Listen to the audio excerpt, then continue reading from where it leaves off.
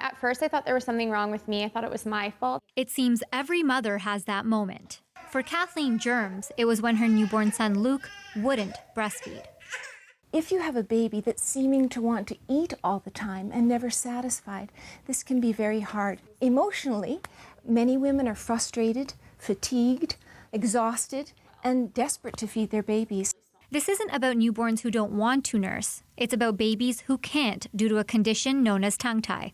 Tongue tie is when the tongue is tethered to the floor of mouth.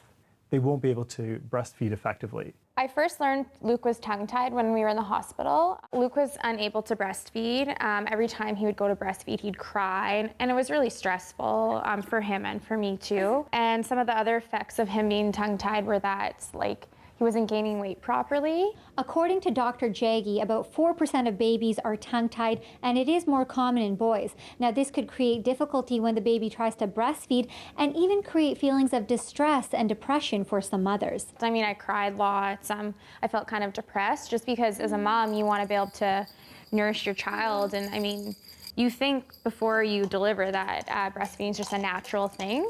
So the fact that it wasn't natural for us, I felt a lot of guilt, and I blame myself all the time. I think that many women do blame themselves. I think once women are aware that tongue and/or lip tie may be an issue, they're relieved, because this is something we can do something about. It's a very simple procedure. We give them some sugar water, we wait a few seconds. If it's a tongue tie, we simply snip it with a pair of scissors. A simple snip that would no doubt change this new mom's life. What I noticed was that he was able to breastfeed instantly after. I was like, okay, don't cry, don't cry. But it was the best thing ever. He's doing really well now. Maliha Sheikh, CTV News, Saskatoon.